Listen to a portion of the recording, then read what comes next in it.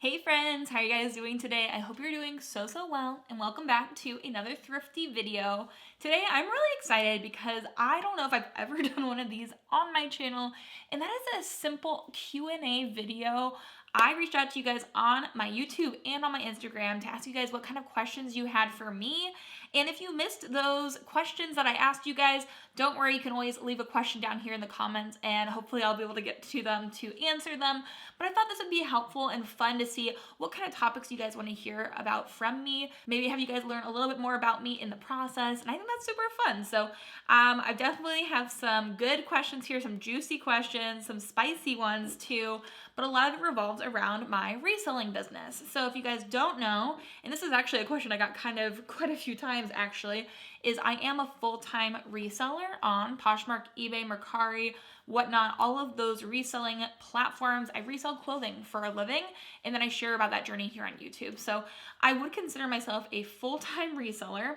The caveat in that is I do split my time about probably 50-50 between reselling and YouTube about reselling. So it doesn't always come out to be right at 50-50, but not only am I thrifting and taking pictures of clothing and listing those pieces and then packaging those pieces up and sending them out and all that jazz, I'm also filming and editing and doing all those fun things. So it's a lot to do and a lot to handle, but I think that also helps people understand a little bit more to what my sales numbers look like because I do this full time. And I would say lately I've been selling right around $5,000 worth of clothing a month before taxes and before, the different platforms take their fees and all of that, which might not be in itself enough to live off of, but I also am doing, YouTube as well. So that's the breakdown of it, basically. And we have a lot of good questions to jump into. But let's start off with a question that was asked seriously so many times. I think it's probably the most asked question I got, and that was all about my inventory,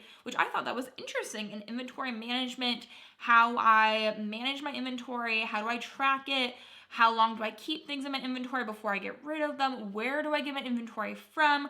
So many items similar to that. So to talk a little bit about that, I have been actually thinking about doing an inventory video where I just sit down and talk completely about how I store everything that I have. But the simple answer to all of this is in my garage, I have tons and tons of shelves set up and I have tons of bins on those shelves that are numbered. So we used to do so many different things, but right now they are sweaters 1 through 36. And then I also have some bins that are marked as dresses or jackets. There is not a specific item inside of any of those bins. That's just names that have carried over. And then I have items in those bins that I keep track of in just a Google sheet where it's simple. And I just say in sweaters 1, I have these items. And then as I find those items or sell those items, I go and mark that item in my spreadsheet in red. So this was really helpful, especially before I had Vendu. I was delisting things manually from different sites. I would take things down from my eBay once they sold on my Poshmark and things like that. And it just got very confusing very quickly. And so, I'm super excited. Actually, today's video is in partnership with Vendu. I wasn't planning on it, but honestly, I can't talk about my inventory management without talking about Vendu. So here we go. Vendu is an amazing platform. They actually allow you to cross-list to all of the different reselling websites, including Whatnot, which is just a new addition. They're the only place that has Whatnot integrated into them, which is really cool. They also have photo room integrated into the platform where you can white out backgrounds. They also have inventory tracking in there. I've thought about switching over my system to be in there as well. And then the feature that really kills them all is the sale detection and automatic delist feature, which for someone who has struggled with making sure things get delisted from other websites before they sell twice and then you get dinged, that is the most helpful part of the platform for me. So basically anytime I have something that sells on Poshmark, it will automatically just take it down from eBay because they're all linked together in their system, which is so helpful. I actually got another question from Sarah Clark asking why I use both Vendu and Posher VA instead of just doing an all-in-one. And the answer is I love using Vendu. It's so intuitive. It's so easy to use. At this point, it's worked right into my systems. And I really do feel like out of the options out there in the marketplace, it is the best one. I've tried quite a few of them. I've had lots of opportunities to work with other brands and I've chosen Vendu because I like their product. So I do recommend it. So if you want to give it a try, I think that you also get 20% off your first month if you use my link. So I'll definitely have that link down there for you guys in the description box. But I really do enjoy using Vendoo, and that's one of the biggest things I do for my inventory management. Another question I've gotten multiple times. Right now I'm looking at one from M. Pi Trow. Do you wash everything you get before you resell it? I got this question multiple times about people asking me what pieces I wash versus don't wash and how I go about doing all of that. And for me, this is just gonna be my opinion. A lot of things I don't wash, but that's also with the caveat of if they don't smell, I don't usually have to wash them. So on the whole, this is what I think. At least I do a lot of closet decluttering. So whenever people are donating items, I'm working under the assumption, it is an assumption, that most people, when they donate clothing, it is clean clothing. It's coming from their closet. They're going through their closet and they're saying, oh, this doesn't fit me anymore. I'm gonna throw it to Goodwill. I'm gonna donate it. Most people do not wear something all day and then are like, oh, I wanna donate this and then donate it dirty. I don't know anyone who does that. So I'm usually operating under the assumption that a piece of clothing, if it's donated, it is going to be clean. If it's not clean, you can definitely tell. And so I operate under that assumption. And then I also assume that if I buy something online or if somebody buys something from me online, most often people, when they get something new that is a used piece of clothing, the first thing they do is wash it. So in my little universe, somebody has donated this item. It's been washed. It's sent to Goodwill. Sometimes Goodwills spray things with disinfectants to keep bed bugs from becoming a thing. So it's clean. It's been disinfected. I get it. I'm sending it to somebody that's going to clean it again before they wear it. Why would I also wash it in that process? I've never had a problem with anything coming to my home with the clothing. I've never really had any issues. Sometimes I'll get something and I'll know it's dirty or it has stains or it just doesn't smell great, and those things I wash for sure. But if I have a piece and I can tell that it's been laundered, I don't personally feel the need to wash it again. And so I've gotten this question a lot. People might get mad at me for this, but I don't wash the majority of the things that I have. And I really do assume that most people are going to wash it before they wear it. And if they don't wash it before they wear it, then they probably don't care if it was super duper clean to begin with. Does that make sense? I hope it does. But yeah, no, I do not wash everything before I resell. I would be constantly doing laundry. And I don't know many people that do that. There's also other people that use like fabric sprays that are disinfecting. I have one of those. And so if something is really like, it just needs a little bit of freshening up, I'll spray that on it. But yes. And then again, a question I got at least 20 times was basically how many items I list a day, a week. How many items are in my closet? How many items do you need to sell the amount that I'm selling? So I thought that was an interesting question. So let's go take a small little gander at my Poshmark store. Since I restarted my eBay, my closet on Poshmark definitely has more items in it listed. So according to Poshmark, I have 1,214 available listings. So my available listings has hovered right around 1,200 for quite a while, right around 1,000 for the majority of the last year. And so I have about $70,000 worth of items listed, which is crazy. I'm not expecting to make that much from all these pieces. And then I have 1,200 available listings. Now, that is how many things I have in total. Now, how many pieces am I listing a day? That's a great question, and one of the areas of this reselling business that I struggle the most in is consistently listing every day, which I know is a huge no-no. You need to be listing every day if you want daily sales. I definitely struggle with that. So for me, I try to list at least a couple items a day. And I need to be better probably at making that a set number. I've heard people talk about listing 10 items a day. For me, that's not always attainable, especially on the weekend. I do so much work outside of working hours because I work for myself that I don't also want to lose every single weekend I have to listing. So I don't always list every day. And I just know for me that it just means I'm not going to make as many sales. But for me, I would say probably on average, I list 5 items a day, and I'm trying to get better about listing more. And I also have the added benefit of having my husband help me. And I actually got some questions about this, which I thought was kind of funny because my husband, people are wondering if he works with me, which I personally think is funny, but I guess you guys wouldn't know this. Jeremy has a full-time job outside of what I do. He works actually for the government, and so we both work from home though, which is really helpful. And so Jeremy has actually been helping me so much with all of my business things. He has been very supportive, and he also is helping me with some of the pieces of this business that I was thinking about hiring out. I was wondering if I should hire someone to help me take pictures of items. So instead, Jeremy is literally, he takes all of my pictures for me now, which is really, really helpful. We had lots of people asking about how long it takes to take pictures and get things listed. And picture taking, depending on if you have a system down, can be very quick. So in order to make our processes go faster, we batch picture taking. So I will have maybe 30 things that I've hauled in a video, and then Jeremy will go and put all of those pieces on a hanger and then take all of the pictures all at once and then upload them all at once. If you're doing things individually and you just take a picture of one item, then you take a break, it's gonna take you so much longer to get through things instead of just doing it all at once and just moving and grooving. So definitely highly recommend batching whatever you're doing. It really is helpful. That's what I'm hoping to even do today. I'm hoping to batch film so I can film more than one video today so I can make more progress. It's a great way to do almost any process that you have. If you're going to be listing, batch list. If you're going to be filming, batch film, things like that. Another really common question I got asked a lot, and I get asked this question actually quite frequently just in general on my videos, is basically the difference or the breakdown on why you would choose to thrift at a Goodwill versus the Goodwill outlet, and what to do if you don't have a bins near you. And so I definitely understand those questions. There's so many people that ask a variation of that question, of basically breaking down which place would be the most efficient, but also even asking about like garage sales and if I like to thrift at garage sales. The answer is I love to thrift at garage sales. Love it. And also, what do you do if you don't have a bins near you? So the last place I lived in Maryland, the bins was an hour away from me, which is not bad at all. I made that trip all the time.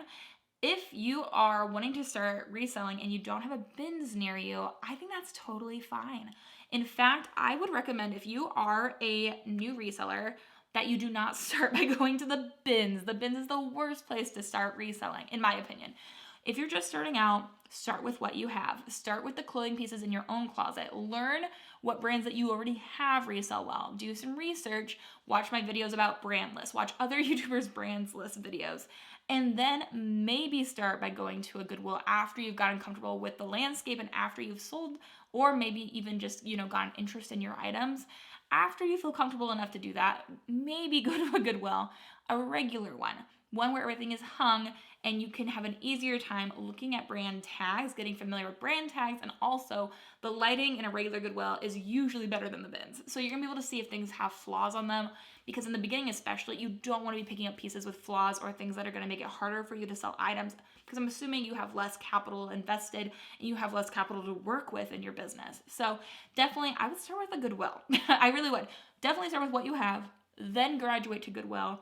The problem with going straight into a Goodwill outlet, especially if you are not great at brands, is it can be so tempting to overbuy at the Goodwill outlet when things are really cheap. A Goodwill outlet, if you don't know, it's basically large bins full of clothing, extra donations, extra pieces that didn't sell at regular Goodwills in a timely manner that get pushed into all these bins and then people dig through them.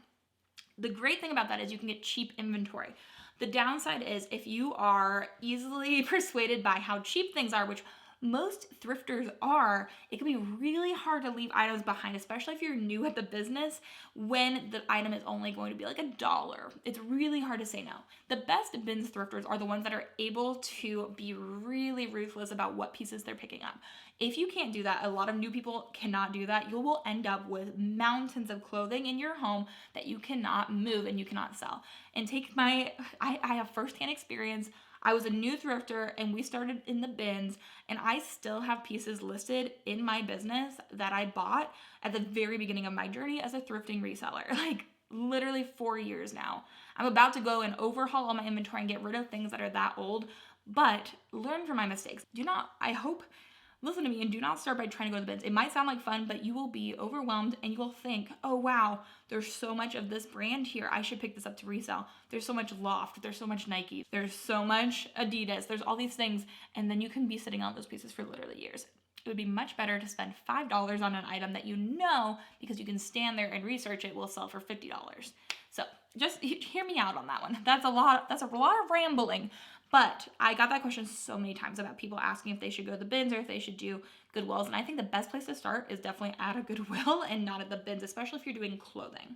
And then I got this question in a variation probably twice, basically asking, do you ever think sometimes, am I doing this right or good enough? Which is such a great question. And I really respect the people that put themselves out there enough to ask, basically, am I the only person that feels like I'm not doing well enough in this business? And holy flying heck, of course. Oh my goodness, every day almost. I think part of it too is like a little bit of imposter syndrome where I love sharing with you guys all this knowledge and all these things I'm learning and the pieces I'm picking up, but I also often feel like, holy cow, that person is doing so much better at this. They're selling so much more than me. I don't have a right to be speaking in this space. And so I would say the answer to that is, oh yeah, oh for sure. I am always feeling like I'm doing a terrible job no matter what I do. And for some of us, that's just kind of the battle we face on a daily basis. That's part of the person that we are and the things that we've faced in our past. And some of that might even be lack of self-confidence, but you are definitely not alone. If you feel like you're doing a terrible job, let me be the first to tell you that you probably are not. If you feel like you're not doing well enough, you probably are doing just fine. I find that I have to remind myself of that. Even today, I was talking to Jeremy and I was thinking last night I had trouble sleeping because I was feeling really just kind of down about my YouTube channel. I was like, oh, I feel like people don't like my videos. I feel like I'm doing a terrible job. I feel like I've hit a plateau and I'm never gonna grow anymore, things like that. And it took him reminding me that I'm doing a good job for me to be like, okay, no, I'm doing okay. Everything's okay. And that happens all the time in my reselling business too. I could easily look at other YouTubers and be like, wow, they're selling what I sell in a month in literally 1 week. And that is so depressing. But I think that maybe I have the more normal experience. Maybe I'm a more normal person in this business in that I am not hiring people to work for me. I don't have a warehouse. I don't want to be hiring people underneath me. I don't want to have a warehouse. I want to be in control of my own business. I want it to just be me, my family, and I want someday for me to be able to scale back and be able to stay home with children if I want to, and just to be able to use this way that I make money to have freedom for my life and freedom for my family's life, and it's been working for us. So I feel like it's another good encouragement to hopefully not be comparing yourself to the other people, especially on YouTube. Oh my gosh, some of these people out here are killing it and good for them. But I definitely I have that feeling too, that I'm definitely not doing this right or good enough all the time, and people will tell me when I'm doing things wrong, which is oh so fun. So for sure, definitely get that quite often. I also feel like this is a really common question. I'm trying to answer the most common questions because there's quite a few. You guys were awesome in coming and giving me these questions. It really does help me know what you want to know. This person, I had many versions of this, but how long to keep dead inventory items with no views or likes? I heard in one video of yours that you have Victoria's Secret jackets velour sets for 4 years. I feel like if it hasn't moved in a year after updated photos, price, style tags, etc., it's not going to move. Totally agreed. And that is part of the problem I was just talking about, is some of the pieces that I picked up years ago before I really knew about what I was doing are not great. Some of those pieces just need to be liquidated. I need to do a garage sale, something like that. And I'm actually going to be working on that this next week. I have a plan. I'm revamping, literally, I'm going through my entire inventory. I'm doing an inventory of everything I have. It's going to be crazy. But I'm planning to get rid of things because I have not gotten rid of things. Basically, I've had this question too. When things were sitting for a long time, I would just keep lowering the price. At this point, I just need to take things out of my closet that have not sold and just kind of move forward, move fresh. And I want to do that. I think that will really help me with my system, with my business just in general. And so, yes, the answer to that is I never got rid of anything, and that was a mistake. Do not do that. Definitely, if things are not moving for you, I was just either taking them to a buy sell trade store, holding a garage sale, or maybe even giving them away to people that could use them, because sitting in your inventory system for 4 years is crazy, and I am definitely guilty, and I'm hopefully not going to be doing that anymore. On Instagram, Get Well Soon Buddy asks, what are some things that discourage you in this business? A lot of it is kind of what I talked about before, is that constant feeling of I'm not doing well enough. It's more of a comparison thing than anything else, especially being on social media. It's a lot at times. But I think also some things that discourage me really revolve around taxes. Tax season is not fun for anyone probably, but for me as not a W-2 employee, holy poop, tax season is the worst. I find that I have in the past worried all year round about how much I was going to have to pay in taxes because I know I'm going to have to pay. And so that is definitely one of the parts I did not love about this business, is just that uncertainty. Since that time, this tax season hopefully will be the last time I was ever not a W-2 employee. I was doing all of my income on a Schedule C. It was crazy. If you know what I'm talking about, I feel for you. This year, in November, I incorporated into a business. Bekah Allison LLC exists. It's awesome. Now I'm a W-2 employee of myself, and that will help me so much in the future. There's a lot with taxes I could talk about. I formed myself an LLC. I also filled out paperwork to file my taxes as an S Corp, which allows me to take distributions from my business and also to kind of help mitigate a little bit the self-employment tax on everything I earn, which is awesome.